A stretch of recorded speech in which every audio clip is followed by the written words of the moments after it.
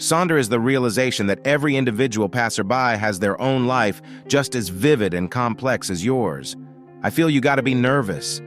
If you're nervous, it's just because you want to do well, it's not because you're scared. I think if you're an interesting person, you don't have to cloud yourself in mystery for people to want to know more about you.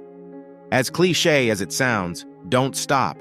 I feel like so often people will have talent or have potential, and they'll quit because they don't get anywhere as soon as they want to. Rapping was kind of hard. It's so many words. When you sing, you can kind of stretch the words out.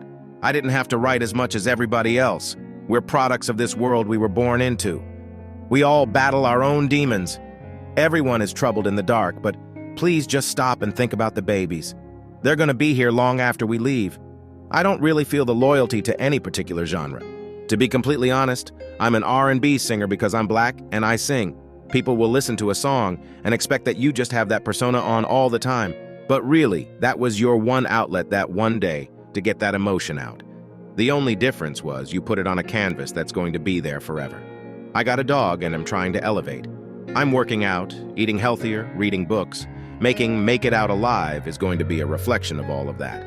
If I feel like making something, if I feel like saying something on the track, that's what I'm going to do, regardless of reaction. I still got bars, I just use them differently. I'd say I'm a better singer than I am a rapper at this point, because I've been sharpening my sword. If you tell somebody that you make music, they're all interested. But when you say you rap, they just start rolling their eyes at you. It would have taken me a lot longer to get my foot in the door if I'd continued rapping all the way. I was reading Neil Postman's Amusing Ourselves to Death. It's one of my favorites.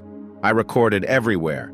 I would go to different cities and do a session there for the project. I did sessions in New York and I did sessions in LA. It was just kind of wherever I was.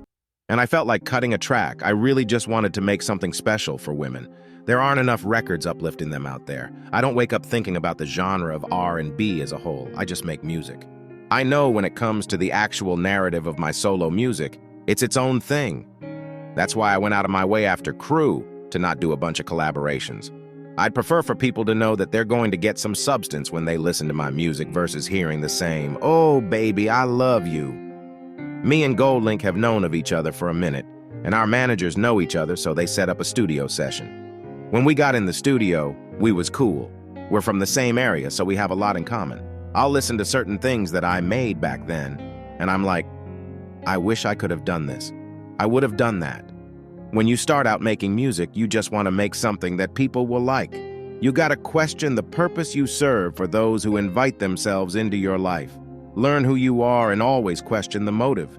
No one knows you the way you do. In order for people to take what you say seriously, they have to know who you are as a person. If you're my woman, you're somebody I give emotions to that I don't give to nobody else. You're my safe space. I don't want my safe space to be compromised. I want to put my soul into the music and still be who I am when it comes to an actual conversation. Being old didn't seem like an accomplishment. Everyone I knew who was old was like sick or broke. It just didn't look appealing until I moved to LA and started interacting with people who were 50 plus and still kicking it, having money, living large. If you can look in the mirror and say, I love myself, that's going to affect your interactions with people who look like you. I think it was The Diary of Alicia Keys. That was the first time album I ever bought with my own money. I had a little Discman. I used to think that there was a certain way I had to stick to when it came to R&B, but now I'm saying whatever, the same way these rappers do. I'm bringing that into R&B music. I mean, I wasn't the best student in school. It would be different if I were to pursue music while I was already in school and doing things for my parents to be proud of, and music was a side thing.